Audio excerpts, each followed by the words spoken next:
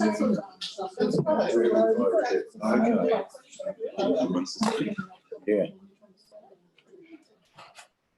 Recently, one number smashing us.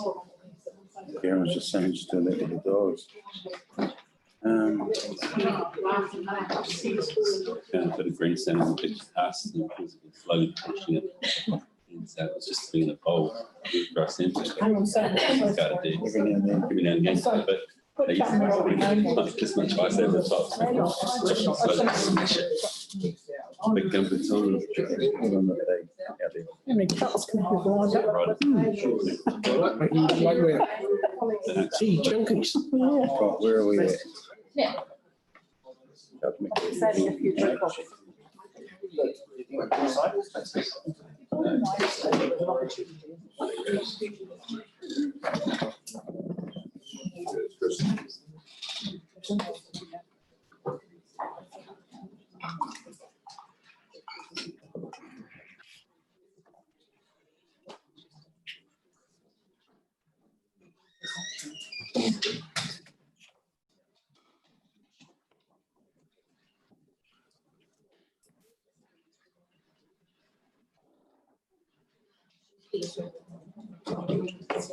All right, morning everybody, we'll reconvene the services and assets. I don't have any apologies. No leave of absence. Any conflict of interest for anybody? No, nobody for the public forum. I don't believe there's any extra user for extra items.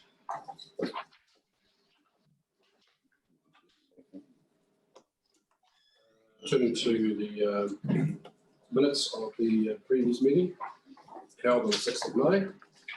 I'll like to move that today's minutes are true and accurate record of that meeting. Come over a second before that, please. Thank you, Captain Menzies. All those in favour, please say aye. Aye. Against, carried, thank you. We'll go to the reports, 7.1. On page 17, it's a down water and wastewater maintenance contract, monthly report. Good morning. So there's no major occurrences out of the ordinary to report. Routine. COVID had some challenges, but essential services were maintained throughout the whole lockdown period. So I'll take the report as read, but consider questions arising. So if there were any incidents at all during the lockdown period, they managed well, safety for staff? And yes, so there was down as nationally had developed some standard operating procedures for staff. So they employed those and they were comprehensive. So we were particularly concerned in the early stages of the lockdown to keep the water treatment plant operators separated from everyone else, including the other downer staff. They were under pretty strict instructions to stay away from members of the public, trying to discourage anyone because they often get approached when they're working in the street. But no, they didn't have any trouble with that. Murphy's Law, we did have one positive case we were aware of property, and there was a leak on that property on the first day of the luckily it was a rural property and they were happy to do the review themselves. Just provided the parts with the help. any questions, comments, questions from anybody? All right, there being none, someone like to move the receive report down on the maintenance contract, monthly report. Thank you, Councillor Fraser, and second by Councillor Menzies. All those in favour, please say aye. Aye. Against, carried. Thank you. Thanks, Phil. We'll go to 7.2, which is the loading operations statement for May. It's on page 37 on the agenda. Welcome, gentlemen. Thank you for yours. Morning, Mr. Chairman, councillors. We've got 2 months here, April and May. The majority of the maintenance and operating works in April was under the level 4 lockdown, with only skeleton crews operating and emergency works undertaken. Some of the flood work was considered emergency work, which continued.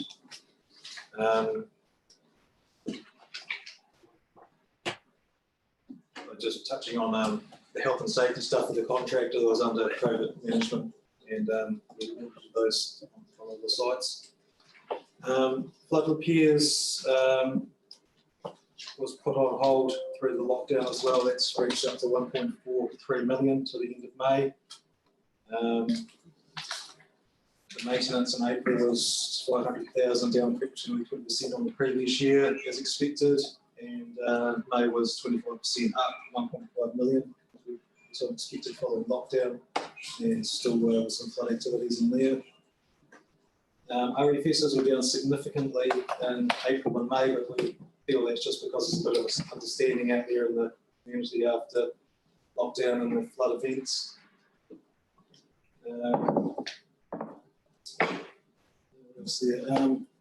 Unsealed maintenance, whittling and grading. There was obviously just essential items being undertaken in April. May would have pretty much carried out 20% of the annual maintenance gravelling budget. So it's a significant push in May. Sealed maintenance was slightly behind, just with losing April. As was resealing as well, slightly down at the end of the season. It was 5 or 6 sites deferred to next year, but mainly due to the program being tight after the floods and then into lockdown. Bridging the 2 design and build packages are well underway. We've seen a wee bit in the media about that, and myself in the STC magazine last week, so we're making good progress on that.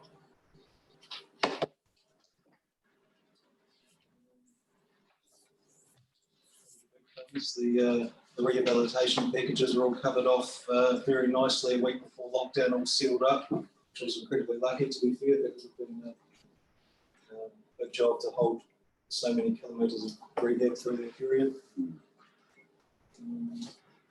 Narrow Bridge, another significant job of the years completed and open to traffic, fully open, so it was good to have that completed after some challenging work, challenging time leading up to Christmas and post-Christmas with the floods. Really affect that site significantly in the contractor. Just the general flood work there. I just touched on that Gowerburn again. That's probably the most significant piece of flood remedial work we've been carrying out. And that's completed amongst other sites. A lot of work around the Garston area was completed. Once we get into this one. So that's about it in summary. Thank you for that. Appreciate it. I did note on the graphs that the grading and whittling was just under target, but that's to be expected due to what's been happening in the last few months.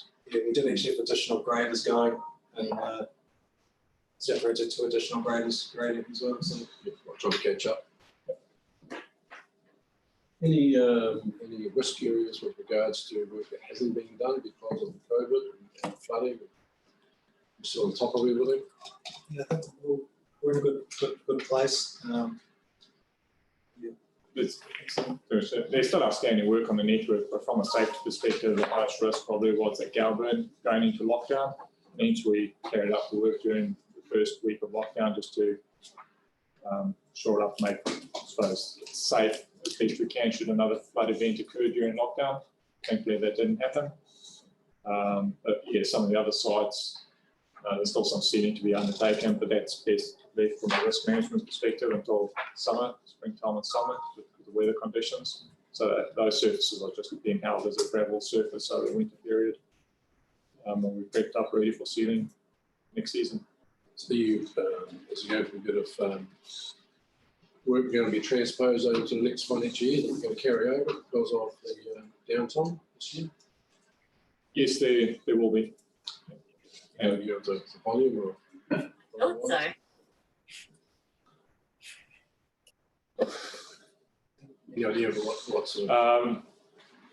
Not off the top of my head around the dollar value. In terms of sites, the likes of Vitala to Taffy work that's commenced at the moment. There's still a bit of work on McLean Road that needs to be commenced around culvert. That washed up quite badly. We're quite fortunate in that respect that we had State Highway. We're trying to get rid of a whole bunch of gravel, and so we picked up free gravel, and so we just paid for cottage and placement. So that was $100,000+ job that turned into around a $30,000 job for us so far. So yeah, but there's still work that needs to be done. Alice Road is the one that still needs to be sealed, a couple of 100 metres left. So yeah, it's still up there. Thank you. I'll open up. Any questions? Councillor Duffy? Thank you, Chairman. Just regarding the noxious weed spraying out in the Fogo Alliance area, and I see that it was delayed because of the way the year's turned out. But I just wonder if the monitoring of what is done, is that something we still do? Yes, we still do that. We go out to do monthly audits. That's still carried out. Okay. It seems to me that it's got worse lately, and there particularly Broome that sort of looks like it's about 2 or 3 year old. And of course, we don't know what's been done and what hasn't been done, you know, but it's something certainly I'd like some attention paid to. Sort of. No, we'll definitely look into that. So in terms of the timing, over the last 3 weeks, all of the spraying has been done. So there's obviously a bit of a... It has been done. It has been done, yeah. But we just need to wait for the effects of that. Obviously not ideal. Will they ever forget to put the chemical in? Sorry? Will they ever forget to put the chemical in? Hopefully not. But yeah, there were delays because of COVID, but that's now been completed, so we just have to wait for the buyback. Councillor Byers? Thank you, Mr. Chairman. Yes, just in regards to the noxious spraying, I wonder why do we spray Broome again? Yeah, so as a landowner, effectively, through Environment Southern, they publish a list of noxious plants, and we're responsible for addressing those. So I think it's about 5 of those, I think, off the top of my head. And yeah, we're responsible for controlling those. Why is Broome noxious considered noxious? Like that's poisonous, is it? There's Broome, Gorse, Cotton Ester, another 2 or 3 that are on the list. There's probably more, say, Environment Southern potential question, but we can inquire about that. I'm just worried about the penguins. I hope the penguins in Waimahaka. The ones haven't got wings either. I think the water flows down the creeks and rivers, they go down to the ocean. And there's a bit of work being done on how to try to clean up the waterways. I'm not sure if it's appropriate, but Southland District Council do this, and it's fast to try to clean them. As you say, as it's been pointed out, maybe that's something you might want to talk to Environment South as well. Maybe they can give some direction as to what's classified as a noxious weed. I think it might be useful. Right, thank you. Any other questions? Sorry, Well, I mean, Councillor Ford. just- I'm sorry, Councillor Ford. Just note on page 49, there's mention of Rainwater Road. That comment's been in there for the last couple of years, and the job's pretty much finished. So somewhere along the line it needs to be changed. But we're way ahead of the document. That should be updated. Yeah. Thank you, Dave. And the rest of the figures are being in there for many years. Well, I can't answer on behalf of management, but I would certainly hope that each time the report is put together, that the information is updated. And, I suspect that is the case. That is correct. And then once the project is completed, we'll remove that comment. But the risk remains for Ringaringa Road itself. Because from an access perspective, that's been addressed, but the road itself will continue to erode. Did that answer your question? The additional, sorry, Councillor Douglas. Just thinking, Mr. Chair, it was just in relation to noxious plants and so on. I mean, farmers are required to clean up noxious plants on their property, and council has to fall into line with the same legislation. In years gone by, farmers were responsible for cleaning up the weeds on their own roadside, and that change was made probably 30 years ago, probably before your time, but I can remember as a boy being given the job of spraying the roadsides of each road. And, you know, if farmers are required to keep their properties clear, it is only fair that council keeps their roadsides clear of the same weeds, because obviously the seeds know no boundaries. Yeah. But yeah, I take the point of Councillor Byers. What chemicals were used to do that is probably open for debate. But the job has to be done. Yeah. You have a responsibility. Just on the expenditure account, I see that environmental had additional budget requirements. I presume that was a result of the flooding. So if you look at that, right? So generally in terms of environmental, the February floods wouldn't be covered under the environmental because we apply separately for emergency funding or events that reoccur on more than a 10-yearly event. So if it's 1 in 10 or 1 in 50, which February was. But for other minor works that occur through the year, yes, we would. That is an area that gets funded, as well as the likes of ice, grit, etc. So that can be quite difficult to obviously budget for. Councillor I just want to point out, well, because we're on Zoom as well, that anyone watching who doesn't want spraying done along their roadside can apply for have their roadside excluded. Is that right? Adjoining their property? There is a process. Yeah. That's correct. We advertise on an annual basis, so people can apply for no roadside spraying, and then the responsibility falls back on them to maintain it. And so that's coming up soon, isn't it? The closing for that. It's good to know, Councillor. Thank you very much. Councillor Byers, Just Councillor Douglas' point about the farmers having to spray the noxious, we're calling them noxious weeds, but I mean broom and gorse, really such beautiful plants. They come from, yeah, I know, but this is what we're encouraged to believe, and they do seem that seeds do disperse across the land and become a problem. Then there's some management issues perhaps. But I just wanted to mention the conflict between clean water and the way we manage this land, and perhaps this approach to noxious weeds or these plants is, well, there seems to be a bit of stress between these ideas. it's noted. Comments are certainly noted, that's for sure. All right. Do we have any other comments or questions? No, well, somebody like to move that we receive this report and see if it's received from Councillor Scott. Got a second for that, please. Thank you, Councillor Rutten. All those in favour, please say aye. Aye. Those against, it's carried. Yes, so we'll go to 7.3, which is a service and asset program report. Nope.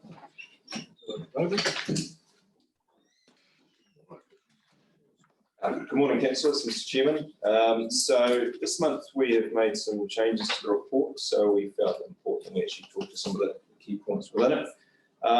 And just a clarification on the first page is when this report was written, we are actually in level 2. We're now obviously in level 1 from a management point of view. So effectively the report has changed in a number of ways. We've added some graphs and some data to provide a high level overview of where the works program is sitting.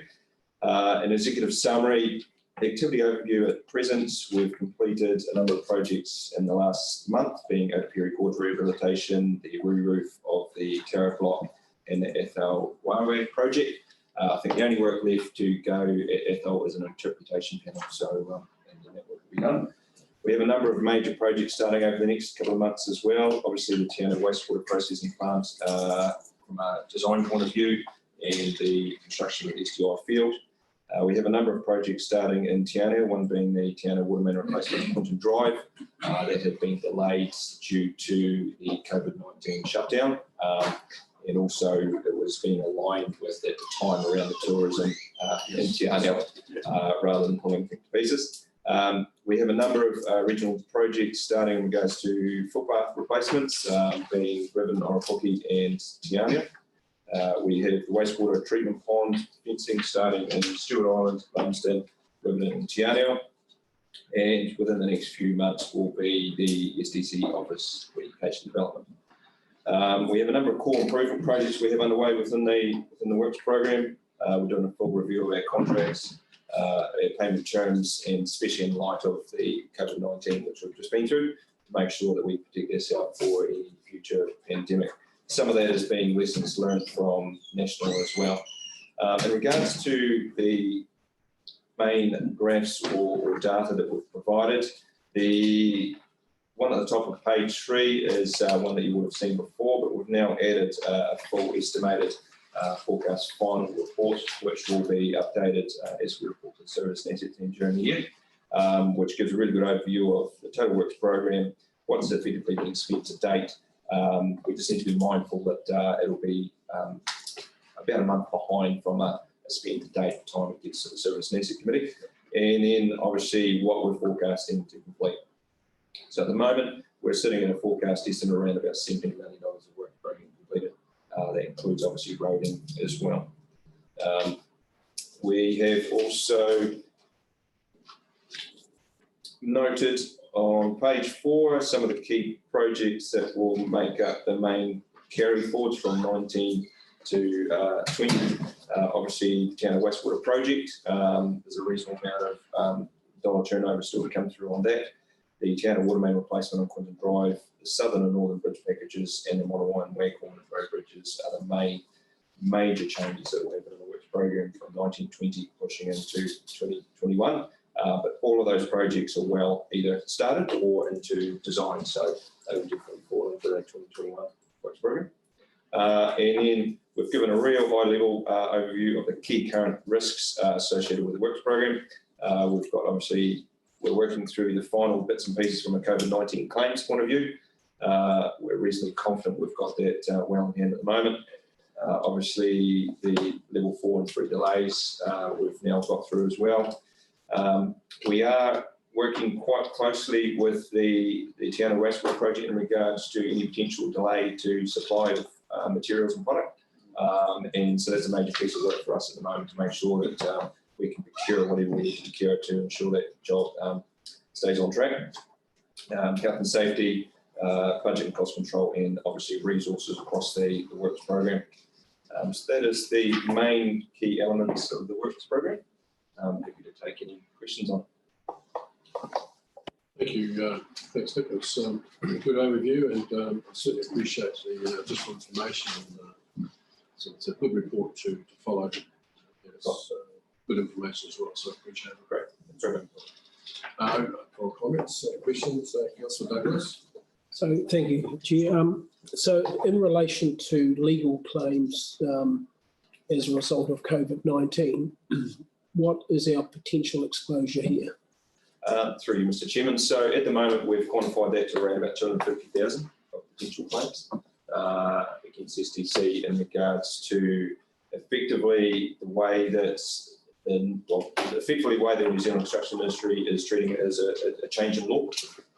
So then we revert back to New Zealand contracts in regards to what a contractor can claim under that change in law stance. So so we went through and did a risk mitigation against every contract that we had and estimated what we believe the potential costs were that we may come through, and at the moment it's around about 250,000. I think I noted it in there somewhere.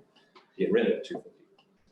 For you, Mr. Mr. Chairman, can I just add to Mr. Hamlin's comments and just reiterate that that assessment is our internal contract eligibility assessment. There are instances of contractors having a different view on their eligibility under the contract. And we have seen some claims submitted that exceed that $258,000 eligibility assessment that we've made internally. And we're working our way through that process with our contractors currently in a bid to round that out as soon as possible. And just to add to that, Matt, we've obviously had legal advice through our legal channels as well.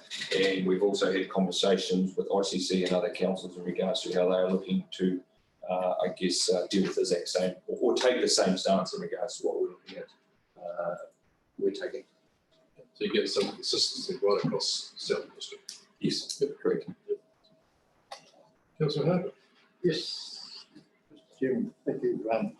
Just regarding on page 4 where you're talking about flying fox or two and happy, I don't want to talk about the flying fox. I need to talk about the contractors that are actually fitting it.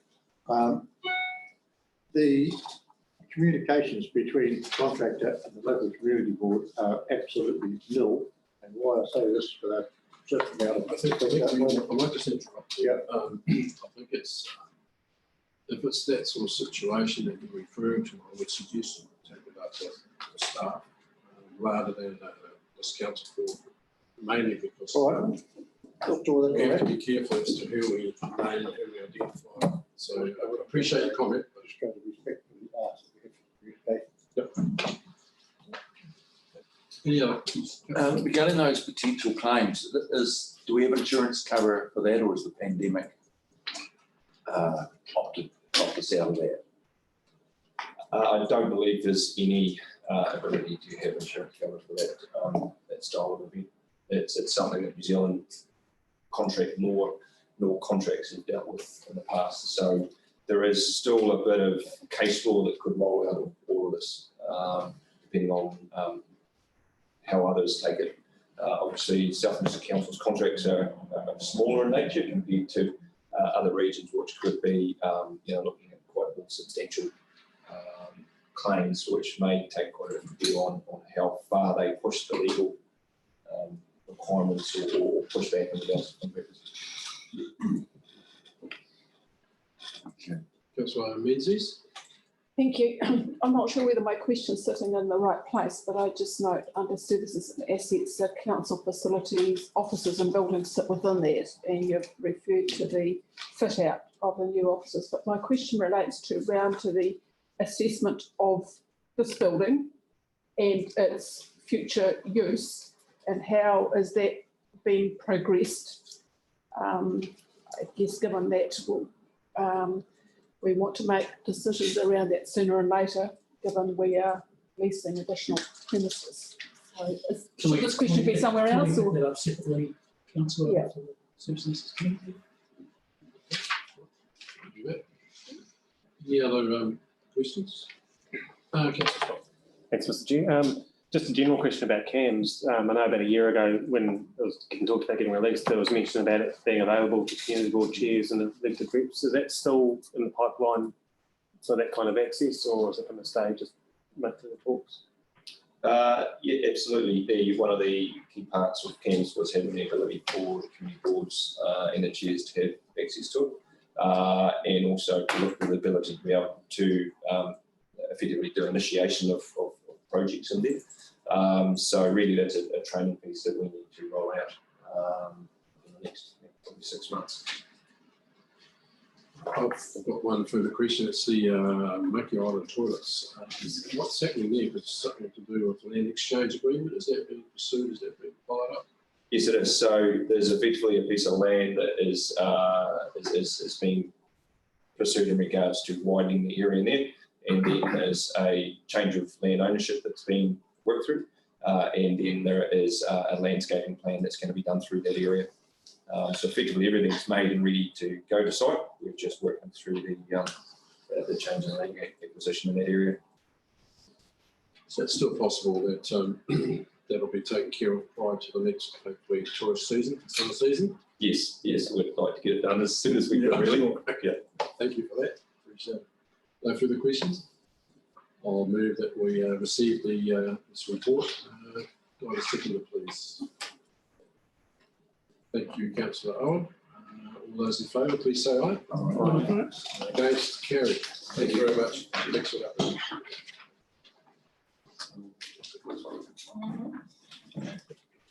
I'll now move that we move into public excluded. Can I have a seconder for that, please? Thank you. That's all right. All those in favour, please say aye. All those against, carried. Thank you. Now to public excluded. Just a couple of minutes to make sure that